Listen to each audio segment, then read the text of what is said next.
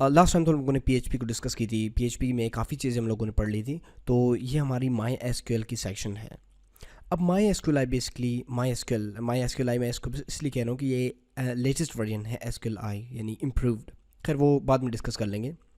लेकिन एसक्यूएल क्या होती है basically? Structured Curie language. SQL stands for structured Curie language, लेकिन ये इसका है तो स्ट्रक्चर्ड क्यूरी लैंग्वेज, लेकिन बाज़ लोग इसे सर्वर क्यूरी लैंग्वेज भी कहते हैं। ठीक है। एसक्यूएल के और भी बहुत से वर्जन्स हैं, मुख्तलिफ डिफरेंट वर्जन्स हैं, लेकिन माई एसक्यूएल जो वर्जन है वो हम वेब के लिए यूज़ करते हैं। यानी आप जब पीएचपी, और वैसे बेसिकली जो पीएचपी होती है वो लिमिटेड होती है जब तक आप इसे डेटाबेस के साथ कनेक्ट नहीं करते, क्योंकि जब आप डेटाबेस के साथ कनेक्ट करते हैं तो पीएचपी के ज़रिए फॉर्म्स वगैरह फिल कर सकते हैं, उनको डेटाबेस में ला सकते हैं, और डेटाबेस ही चीज़ें वेब पेज एचटीएमएल के ज़रिए वेब पेज पे फेच कर सकते हैं, यानी उनको शो कर सकते हैं चीज़ों को। जो आप डेटाबेस में आपकी जो चीज़ें हैं उनको आप शो करवा सकते हैं। और भी बहुत सी चीज़ें, अगर आप पीएचपी को डेटाबेस यानी माई एसक्यूएल से कनेक्ट करते हैं तो बहुत सी चीज़ें आप कर सकते हैं। तो कहने का मतलब ये है कि एसक्यूएल जो माई एसक्यूएल है ये एक ओपन सोर्स डेटाबेस है, यानी आप इसमें फ्रीली काम कर सकते हैं। ये एक ओपन सोर्स डेटाबेस है। इवन बहुत से बड़े बड़े साइट्स भी अपनी जो बैक एंड पे डेटाबेस है वो माई एसक्यूएल यूज़ कर रहे हैं। ठीक है। तो इस क्लास में मैं आपको ये बताऊंगा कि एसक्यूएल को स्टार्ट किस तरह करते हैं और उसको कॉन्फ़िगर किस तरह करते हैं। यानी इसके अंदर हम इसी क्लास में डेटाबेस बनाएंगे और डेटाबेस के अंदर थोड़ा सा काम करेंगे। ठीक है। तो स्टार्ट लेते हैं। सबसे पहले आपने करना क्या है, देखिए एसक्यूएल की अगर आपने मज़ीद इसकी इंट्रोडक्शन वगैरह इसके बारे में पढ़नी है तो माई एसक्यूएल लिख के, क्योंकि एसक्यूएल की मैंने आपसे कहा था कि बहुत से वर्जन्स हैं, तो जो हम लोग यूज़ करने जा रहे हैं वो माई एसक्यूएल है। तो ये आप बेसिकली डाउनलोड वगैरह इसमें और भी बहुत ही ऑप्शंस है, आप कर सकते हैं। लेकिन हम लोगों ने, अगर आपको याद हो पीएचपी में, अच्छा एसक्यूएल को आप ऑनलाइन भी यूज़ कर सकते हैं। तो वो तो मैंने आपसे पहले भी कहा था कि आप इसको पीएचपी वगैरह यानी तमाम चीज़ों जो हम लोग लोकली पढ़ रहे हैं इनको आप ऑनलाइन भी यूज़ कर सकते हैं। लेकिन ये जो माई एसक्यूएल है वो हमारे जो जैम्प सर्वर हम लोगों ने इंस्टॉल की थी इसमें मौजूद है। ये आप देख सकते हैं माई एसक्यूएल। अपाची को आपने स्टार्ट करनी है और माई एसक्यूएल को स्टार्ट करनी है। इन दोनों को स्टार्ट करने के बाद अब जैम्प को आप क्लोज कर लें, इसको मिनिमाइज़ कर लें। अब आप अपने लोकल होस्ट पे जाएं,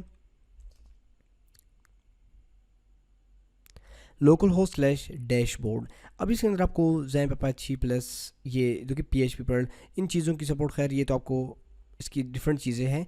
लेकिन जो हम लोग अपने माई एसक्यूएल पे काम करने जा रहे हैं तो उसमें आपने क्या करना है, पीएचपी माई एडमिन पे क्लिक करनी है। तो अब आपकी पीएचपी माई एडमिन यानी माई एसक्यूएल की जो सेक्शन है यानी डेटाबेस है वेब की, वो ओपन होगी। यानी ये एक आपके साथ इसमें आप डेटाबेस मैनेजमेंट कर सकते हैं, यानी इसमें तमाम जो चीज़ें हैं वो डेटाबेस से रिलेटेड हैं। ठीक है। तो फर्स्ट ऑफ ऑल ये जो आपको पीएचपी में एडमिन नज़र आ रहा है, ये जो चीज़ें हैं ये सारे डेटाबेसेस हैं। ठीक है। बेसिकली डेटाबेस में क्या होती है, रो कॉलम की एक कलेक्शन होती है जिसके अंदर आप अपने तमाम डेटा को, चाहे किसी भी मतलब कोई भी किस्म की डेटा हो, वो आप स्टोर यहाँ पे रख सकते हैं, स्टोर कर सकते हैं। ठीक है। तो ये यहाँ पे डिफरेंट डेटाबेसेस बनी हुई हैं बाय डिफ़ॉल्ट इसमें। खैर ये तो शायद मैंने बनाई हुई कॉलेज, लेकिन इसमें इसके अलावा और डिफरेंट डेटाबेसेस जो इसमें बाय डिफ़ॉल्ट मौजूद है, पहले से ही मौजूद है यहाँ पे।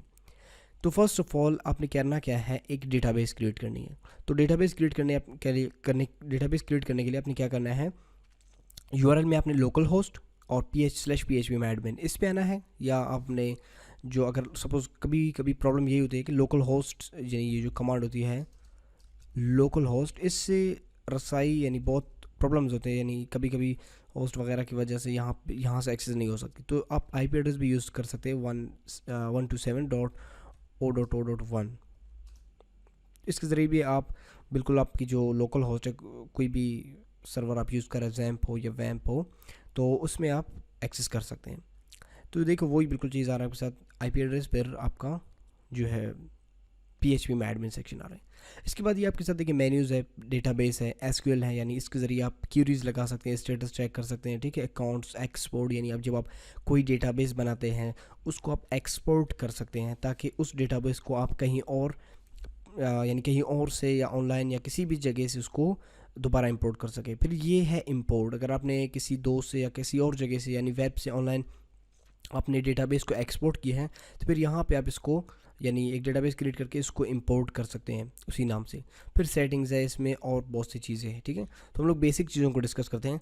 सबसे पहले ये सीखते हैं कि डेटाबेस किस तरह बनाते हैं। ठीक है, तो आपने ये यूआरएल ओपन कर ली और डेटाबेस पे आपने क्लिक करनी है।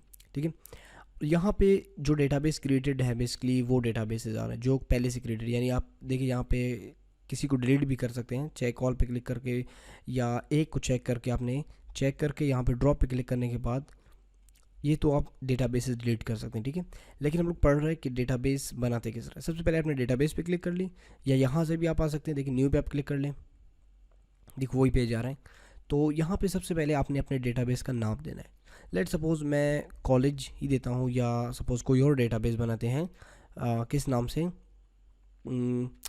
ठीक है स्कूल के नाम से इस बार बनाते हैं। स्कूल क्रिएट करते हैं डेटाबेस को।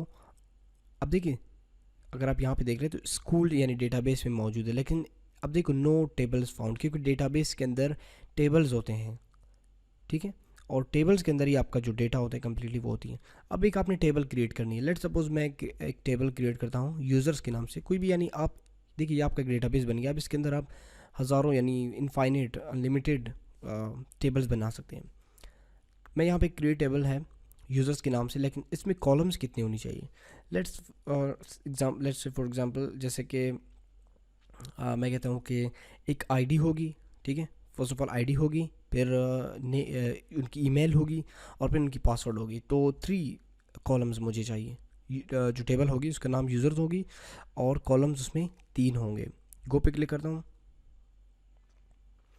तो ये डेटाबेस अब क्रिएट हो गए, देखिए यूज़र्स के नाम से। अच्छा, इसमें आप देखिए ये जो बेसिक ऑप्शंस है यहाँ पे, सबसे पहले है नेम, यानी एक उस कॉलम को आपने नेम देना है। सपोज़ पहला मैं इसको आईडी दूंगा। ठीक है, और ये उसकी टाइप होगी, यानी किस टाइप से, बेसिकली इंटीजर टाइप होगी। फोर देखिए आपको बता रहे हैं, अगर आप उसमें देख लें नंबर्स है इसमें, वारचार यानी आपके साथ वेरिएबल कैरेक्टर्स होगी। ठीक है, इसमें आप कुछ भी वारचार में आप कुछ भी रख सकते हैं, यानी इसके अंदर जब आप बनाएंगे इसमें वैल्यूज़ कुछ भी आ सकते हैं, आपके नंबर्स आ सकते हैं, ईमेल्स वगैरह, इसी में बेसिकली उनकी टाइप्स वारचार होती हैं। फिर टेक्स्ट है, फिर डेट वगैरह, इसमें और भी बहुत से टाइप हैं। खैर आईडी है तो आईडी के लिए मैं बेसिकली इंटीजर यूज़ करूँगी। ये फिर उनकी लेंथ है, आपने कितनी उनकी लेंथ रखनी है, और भी बहुत से ऑप्शन है। अच्छा, इसके बाद आईडी के बाद सपोज़ मैं यहाँ पे लिखता हूँ ईमेल, और फिर नेक्स्ट वन में पासवर्ड, और इनकी जो टाइप है वो टेक्स्ट रखता हूँ, क्योंकि ईमेल इंटीजर नहीं हो सकती। इसके बाद यहाँ पे एक और ऑप्शन है इंडेक्स। ये बेसिकली क्या है, प्राइमरी। अगर आप इसको प्राइमरी रखते हैं तो प्राइमरी बेसिकली क्या होती है, ये जो आईडी को डुप्लीकेट होने से रोकती है। किस तरह, मतलब सपोज़ आईडी 1 मौजूद है। ठीक है, तो जब आप 2 वो करते हैं तो दूसरी आईडी को वो रोकती है, यानी 1 को दोबारा, यानी 1 जब आप दोबारा इंसर्ट करते हो 1 को दोबारा रोकती है, बेसिकली डुप्लीकेट होने से प्राइमरी रोकती है।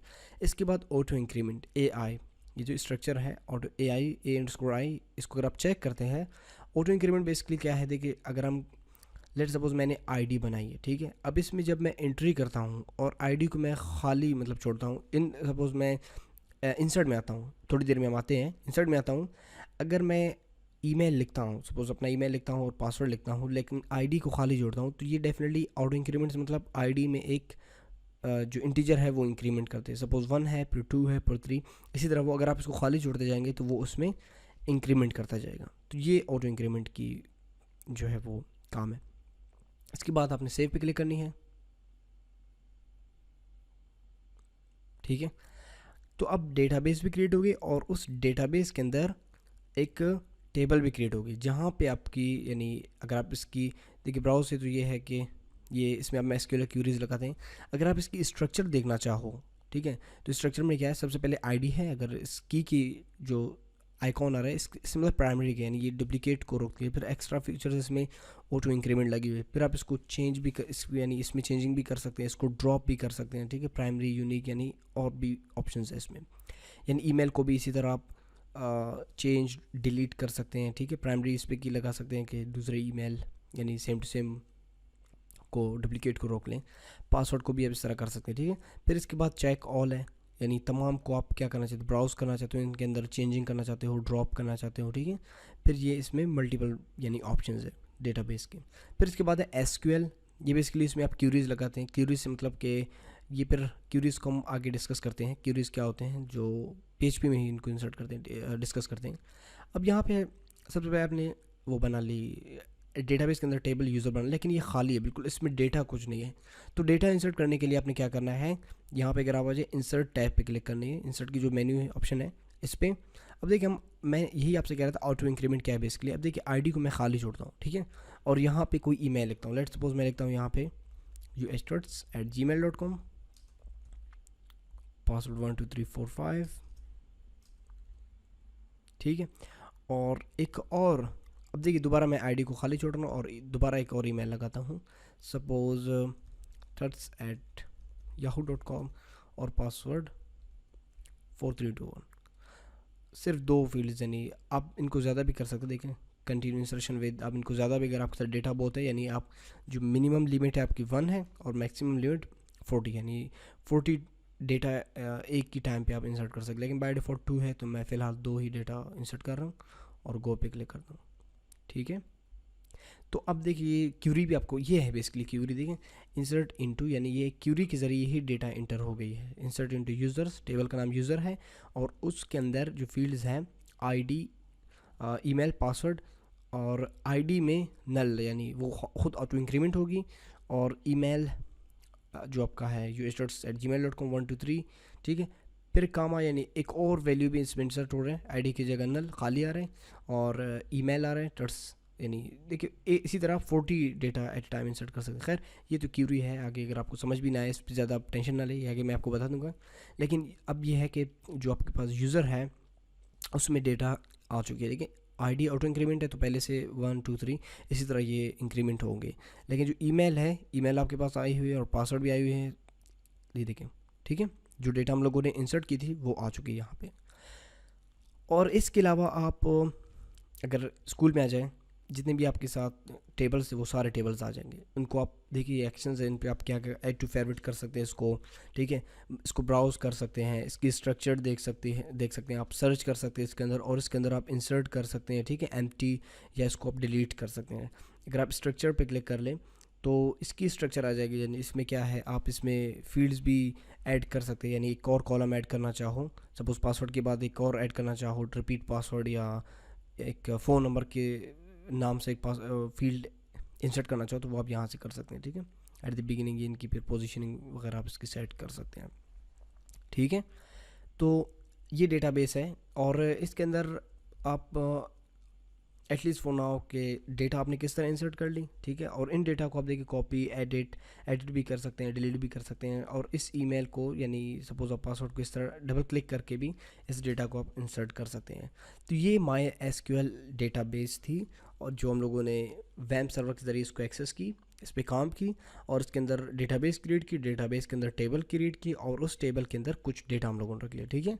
अब मज़ीद इन डेटा के साथ हम लोग प्ले करेंगे, मज़ीद इसके साथ PHP को आगे जो लेक्चर्स होंगे PHP को इनके साथ कनेक्ट, PHP और MySQL को कनेक्ट करेंगे